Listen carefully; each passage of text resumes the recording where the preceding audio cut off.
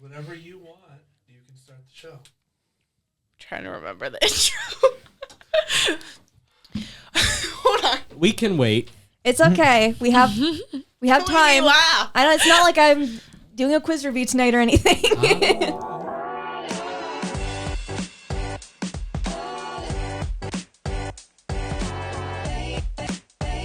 The I Can Relate podcast is made possible by the generosity of Lee Summit Cares. Lee Summit Cares Teen Advocacy Group Program gives teens a voice in the community through youth-led community forums, anti-bullying campaigns, youth wellness day events, and youth advocacy days at the state capitol. The Lee Summit Cares partnership to prevent risky behaviors coalition focuses on the strategies to make our community safe through community conversations, prescription, take-back, parenting classes, and workshops. TAG is comprised of students from various SMART clubs in the LSR 7 school district. Welcome back to I Can Relate, a podcast by teens, for teens, and about teens. I'm Isabel. I'm Caroline. I'm Nikis. I'm Andromeda. I'm Charlie.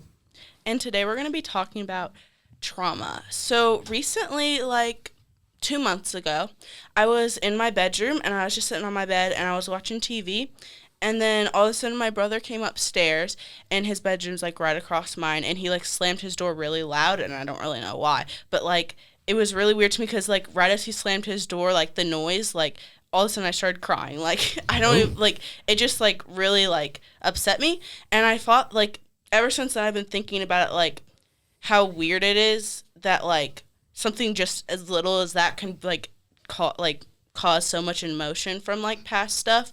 Because like my parents got divorced probably like 3 years ago, and so like there was a lot of yelling and like loud noises and stuff. So ever since then I've been like extra like noticeable to loud noises and like yelling and stuff like that. And so like it's weird to me how like that smallest thing can like really trigger people, and like how like things like that can like come back up in our lives all the time.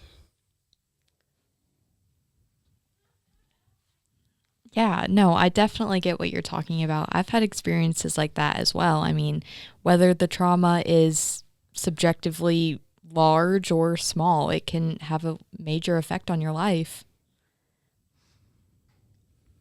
I mean, looking at it from a life philosophy angle, absolutely. I mean, when I was very little, around 6 years old, my mother had a bout of breast cancer. She's fine now, went through chemo, all of that. But little Charlie, although he did not know what was going on, Littler Charlie. Little Charlie, although he did not know what was going on, was utterly terrified. And I think a lot of that has contributed to the fact that nowadays I have a lot of trouble letting things go in general, you know? And I think that's because I was so scared of losing my mom. I think it's really interesting how like those life events, especially like at our age, like we're all still like growing up and developing, how it can like affect like even like our personalities or the way we perceive things and like how we cope with different things. Like I just find that really interesting, and like it makes me think twice sometimes. Like it reminds me about like maybe that's why someone acts a certain way or like reacts a certain way to something, because like I mean I don't know what everyone's been through. Like there could be all sorts of different things that have affected them, and I just think that's something that we need to keep in mind to give people grace. Mm-hmm. How do you guys experience it in your everyday life, or do you experience it? I mean, it can be any form of trauma, small, big.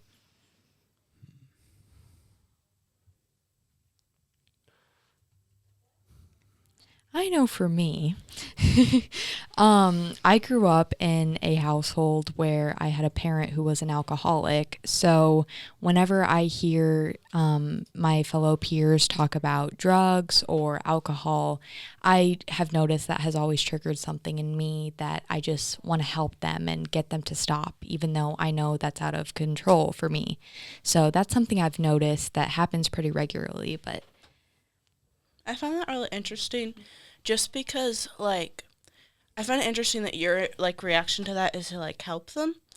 Because I think I have a hard time with some things, and, like, it just kind of, like, I just, like, don't want to talk about it. I don't want to be reminded of, like, things that upset me. Like, I just kind of, like, shut down. I don't want to, like, talk about it. So I find that interesting how, like, you have taken on that differently. And I think that's really amazing that that's something near to your heart to try to help people.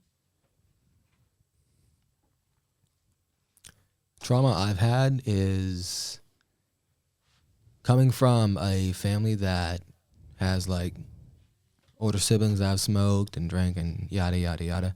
So that led to like quite a bit of fighting in my life, and so a lot of it is just like being around people that like smoke, even if they're like just smoke, not if they're like currently like on something. It just makes me uncomfortable.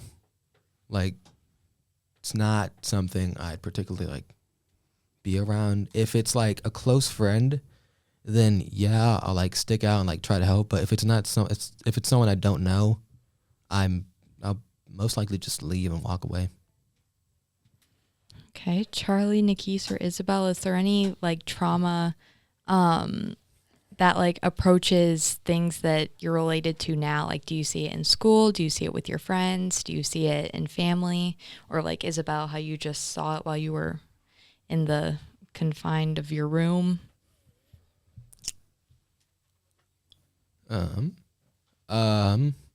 Me and Tegan being like so close together, like in age. Your brother? Mm-hmm. Gotcha. He's kind of like been the one, dare I say, best friend, because Lord knows we don't act like it.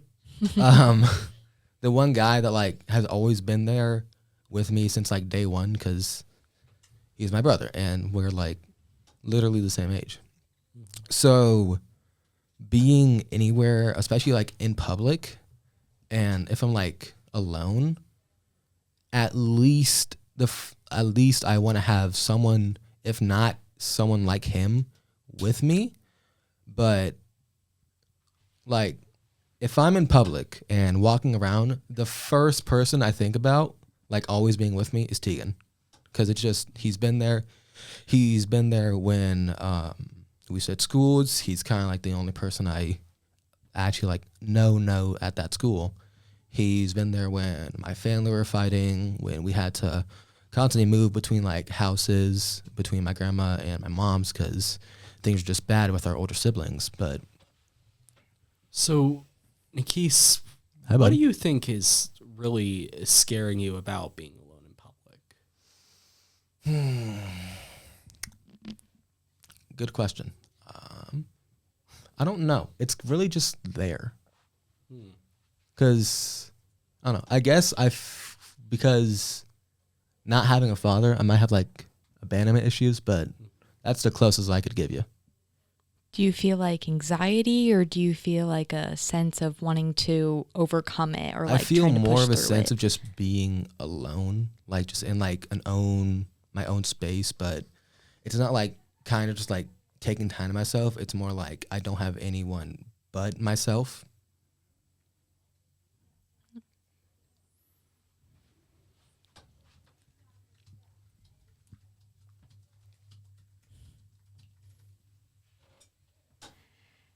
Yeah, I definitely know I relate to that. I'm an only child, so I don't have like a brother or sister that I can feed off of, but I do have friends such as Isabel that I know I can trust. And my sort of Tegan, that's his name, right? Mhm. And my life has always kind of been my dad. He's always been there to support me and pick me up when I'm feeling alone or sad. So I feel like I've never faced any sort of fear of being alone because I've had that person in my life. But do any of you guys have someone else like that, or do you wish there was like a friend or someone that you feel closely to like that? I have a best friend. Her name's Maddie. She is, she's like, I think the special thing about us is like, I feel really comfortable telling her anything about me. And like, I think the nice thing is like, I feel really lucky that I have a person in my life that like I can talk to about something if I need to talk to. But like what was weird is when I was kind of going through my stuff, at the same time like I knew I had people to support me, I still felt like really alone because I have a little brother, his name's Eli, and like even though me and Eli were going through the same things, I still felt alone because I didn't feel like I could talk to him about it because he's my little brother, and I was like, I don't want to like dump my problems on him because I'm his older sister. Like I want to protect him, and so I felt really alone. Just the fact that like, even though like many people's parents have gotten divorced before, like every single person's experience is different, and so it's hard. It's really hard, especially like when you're going through it, to convey your feelings and explain what's going on to someone else and have them like completely understand it, because like the truth is no one's going to completely understand your experiences.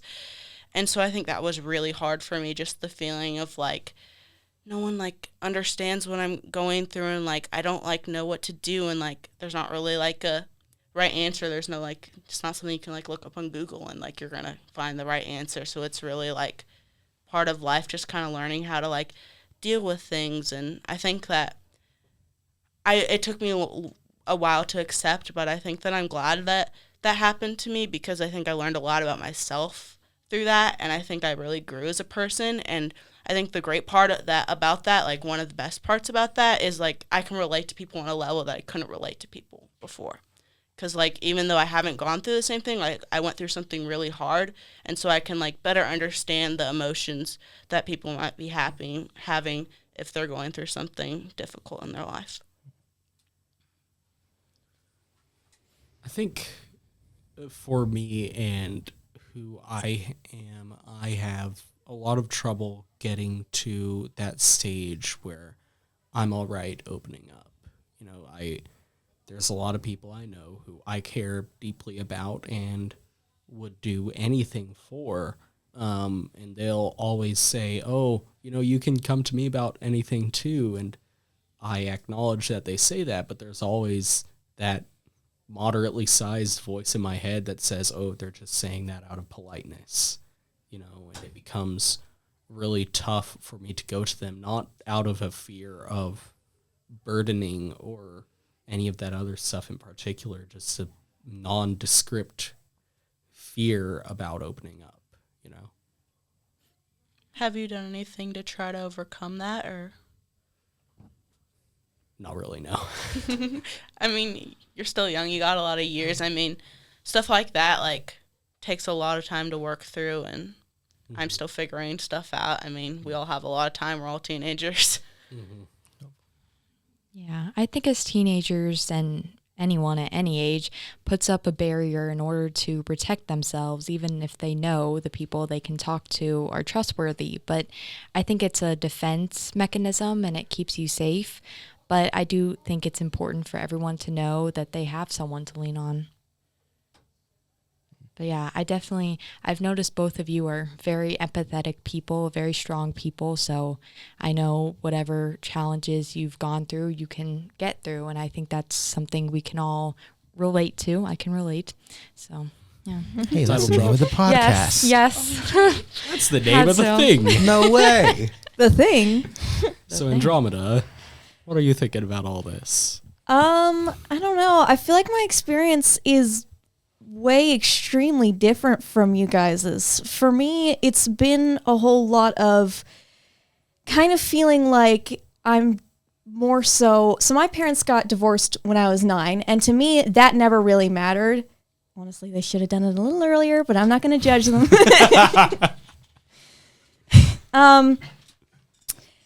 And so for me, memories from before I was 10 are just kind of like swimming in bits and pieces of whatever I can gather. And as much as I would like to put the pieces together and, you know, move past all of it, the older I get and the more I try to look, I just keep encountering more roadblocks in my mind. So then I turn to the people around me who maybe were with me when I was growing up, but they think that by not telling me, it's protecting me in some way, when the truth is I just can never fully move past it if I don't know. a lot of you are talking about how you have a shoulder to lean on, or how you have hopes that you're going to get past this in the future. That's not the case for everyone. Well, I mean, my belief systems, I've always thought that you can get through anything as long as it takes and as much time and effort you have to put into it. So I do believe everyone, not, I shouldn't have said get over it. They can work through it and become a better person on the other side. But I definitely understand what you're talking about, how not everybody has that shoulder to lean on, and some people do need that like extra support system. And I do understand that.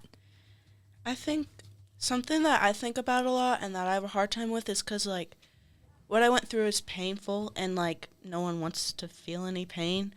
And so I think I have a hard time just, like, allowing myself to be like, I just want to be done with it. I want it to get it over with. But, like, I don't think you can ever, like, really get over it. It's still going to affect your life. And so I don't think, like, getting over it is a thing. Like, it's, like, things that happen to us, they affect us. And, like, you can't, like, just get rid of something that happened to you just because maybe it doesn't bother you as much anymore. Like, the reason that humans are so cool is because, like, we, like, feed off of everything that happens to us, and everything that happens to us shapes us as a person. So what does working through your trauma look like to you guys?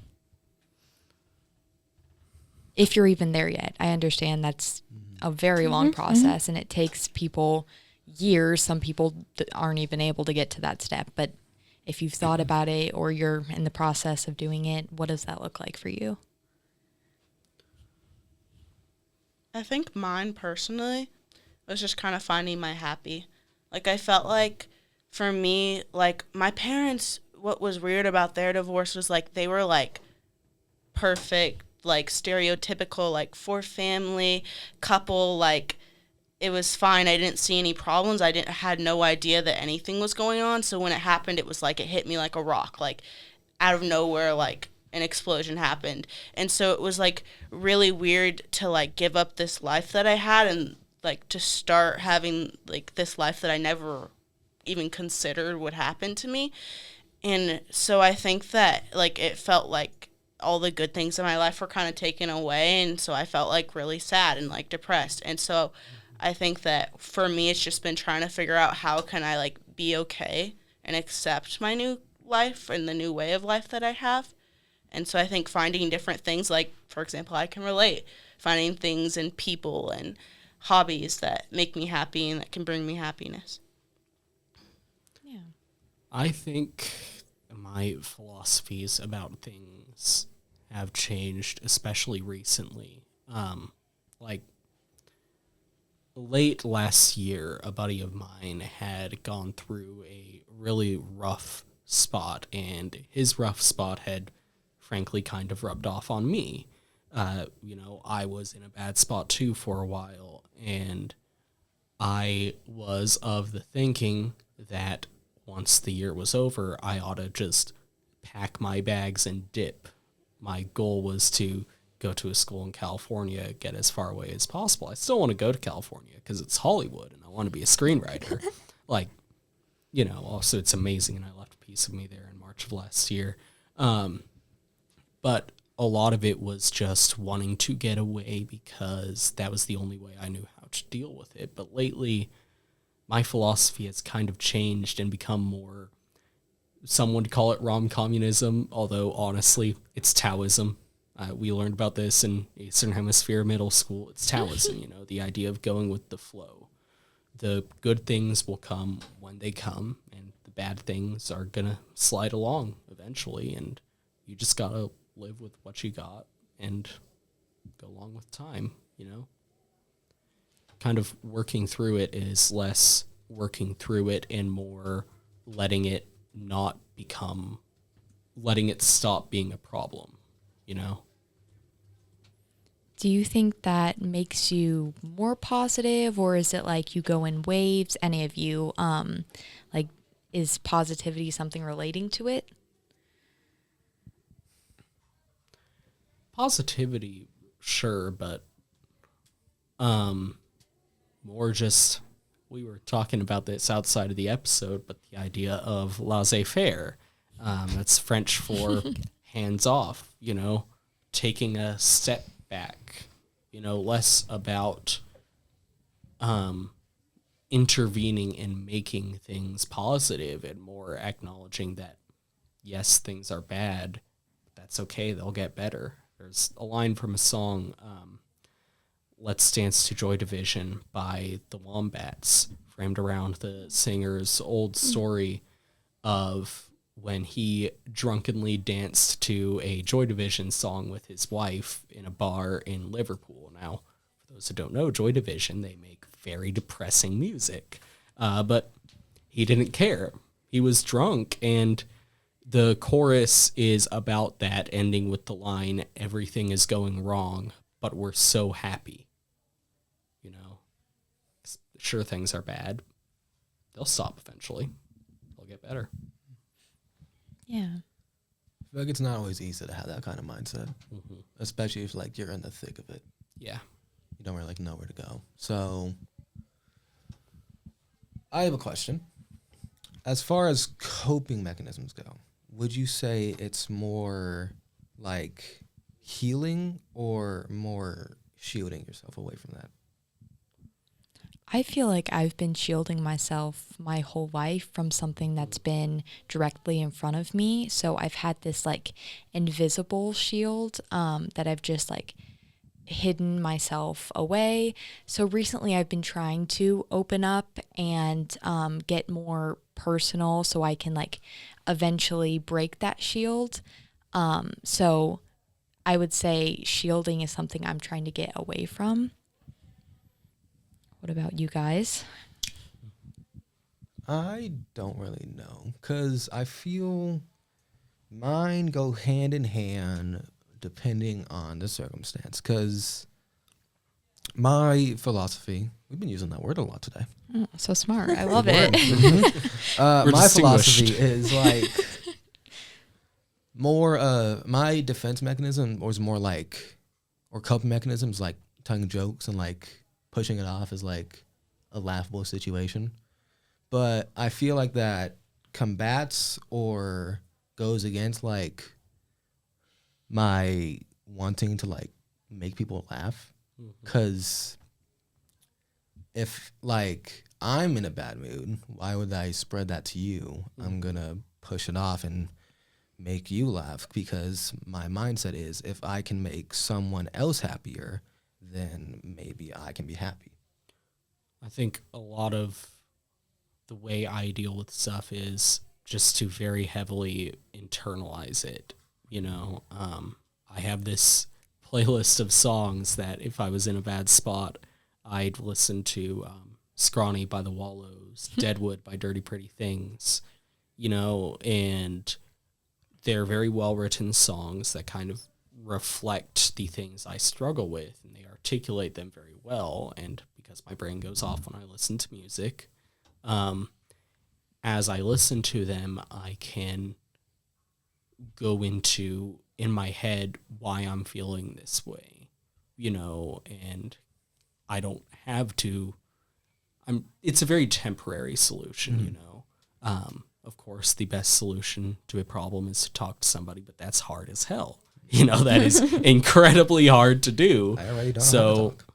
I have always just pushed it inward until the moment passes, and if it comes along again, I do the same thing.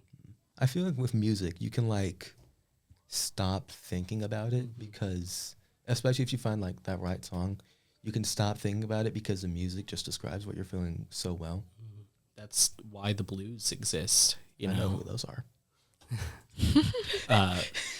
Robert Johnson, Tommy Johnson, Blind Willie Johnson, who none of these people are related, by the way. They just all had the same last name, but Blind Willie Johnson especially went through some goddamn tragedy, in his life. And he just played music about it. That's what the blues was for before we had Discord event servers and the like. You'd sit down with your guitar and you'd Sing about your sorrows. You Yeah. know, and that's how people back then would deal with it, and that's reflected in the works of Blind Willie Johnson, whose music is so poignant and heavy that NASA put it on the Voyager Golden Record and sent it into space as one of the first things about humanity that aliens would encounter.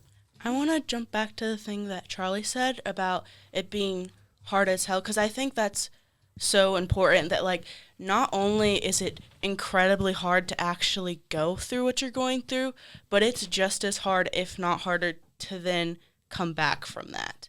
Like, it's super crazy hard to get through different things, especially because, like, again, like, no one ever is going to experience the same exact thing you experience. So it's like you're going through something and, like, there's no manual on how to, like, get through your exact thing. And that's just so important to remember that, like, it's hard.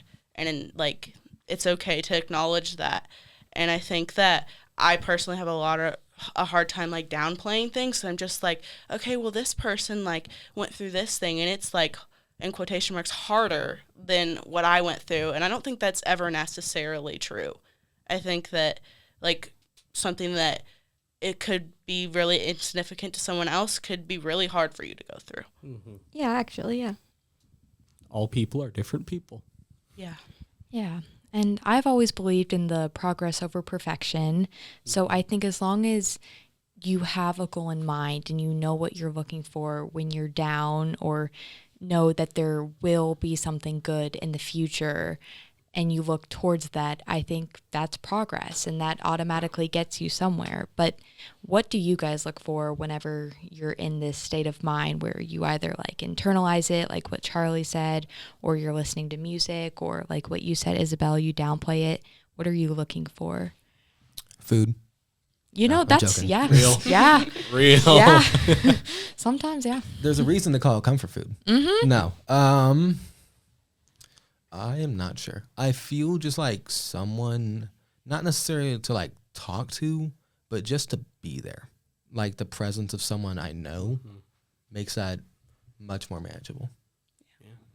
Mine's kind of similar to Nikisa's, like, being around the people I love. Like, for me, like, some of the people I, like, love most in my life are my little cousins. Like, even, like, if I'm having the worst day and I go hang out with them, like, they can really, like, lift my spirits. There's something about, like, them, even though, like, they're kids. Like, I'm not going to, like, talk to my about my stuff to them, but, like, just, like, playing with them and, like, kind of, like, not having to be so mature, like, just getting to kind of be a kid again. Like, there's something about hanging out with them that's just, like, so special to me. And I think that that's something that I hope everyone finds in their life, that just, like, I think figuring out, like, what helps you, like, because it's different for everyone. Figuring out something that can, like, make you feel better, or, like, figuring out your boundaries, stuff like that. And I feel like that's really important to learn from these experiences. It helps you, like, figure out you as a person.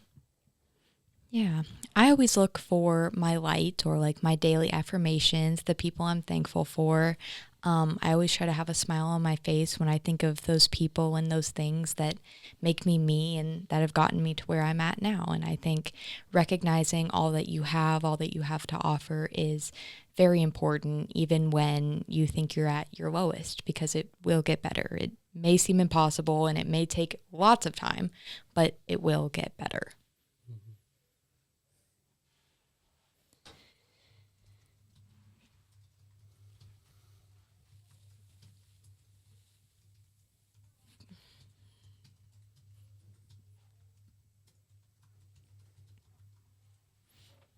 So Andromeda, I know you've been kind of listening, and I know sometimes it just takes a lot to seep everything in, but is there anything that you've gotten from today, or that's, like, reminded you of something else? Or I very much appreciate the different perspectives from you guys.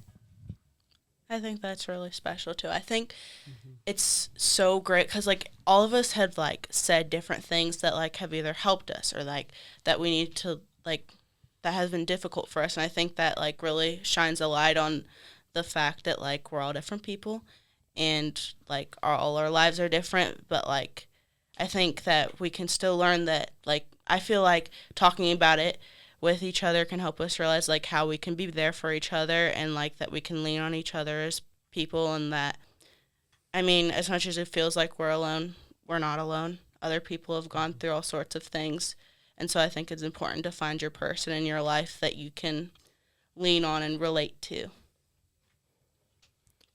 I think what I've noticed about how we've been recording this episode is starting off, this was a hard topic to cover, Isabel. You picked a difficult one, but as the episode progressed, we all found it easier to talk more and open up. And I think that's a great thing to take from this. You know, it takes time, but eventually it might not get better, but it certainly gets easier, you know? Yeah, I like that. I think that's what I've been trying to portray, that it doesn't get better, it gets easier. I like that a lot. Yeah. We should put that in a shirt. Yeah. Oh, yeah. That should be our like I can team relate shirt. merch. Yeah. Oh, yeah. Yes. That would be fun. Before I graduate. Oh yeah, it's coming up. Well, thank you guys for listening. I'm Isabel. I'm Caroline. I'm Nikis. I am Andromeda. I've been Charlie. Still on. See you guys next time.